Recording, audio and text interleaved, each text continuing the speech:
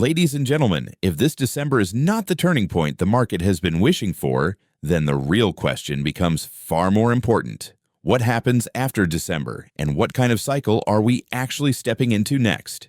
Because here's the truth. All throughout 2025, markets prepared for a soft landing fairy tale, but the data told a very different story. As we look back on 2025, one thing is undeniable. Inflation never returned to 2%. It eased, but it stayed stubbornly above target. The labor market softened, hiring slowed, wage pressures cooled, confidence pulled back, but the structure did not collapse. And throughout the entire year, liquidity was being tightened quietly, not through dramatic actions, but through the steady weight of high rates, tighter credit conditions, and a QT program that was adjusted to maintain order, not stimulate optimism. This is the landscape we are standing in at the end of 2025. And from this point forward, the Federal Reserve is not entering an easy chapter. It is entering the hardest phase of the cycle. Cut too early. Inflation risk returns. Cut too late. Growth stalls and momentum breaks. There is no perfect choice.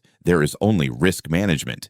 And the market is not ready for that. Stocks won't collapse overnight, but they will go through a series of repricings. Every time new data comes out, every time expectations shift, every time the market realizes that the age of easy money is not coming back quickly. Gold, moving into the new cycle after December, will continue to be one of the strongest assets because uncertainty is its fuel. Liquidity rotates globally, seeking safety, seeking yield, seeking balance. And silver follows that rotation, volatile but still supported by the bigger narrative. The dollar will not weaken immediately. Yields will not fall dramatically because the Fed still has to look like a central bank in control of the game, not one being dragged by markets. And then, at some point in the coming cycle, the pressure will become great enough that the Fed will no longer debate whether to cut, but rather how much, under what conditions, and at what cost to inflation, growth, and employment.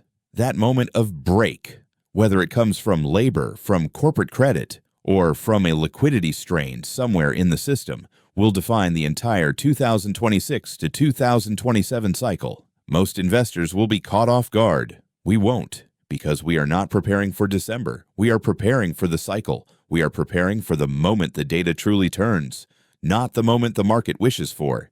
And in the next video, I will show you exactly what triggers the first real rate cut and how to be positioned before the rest of the market understands what's unfolding. Stay sharp, stay early, and remember, in a noisy world, data is signal.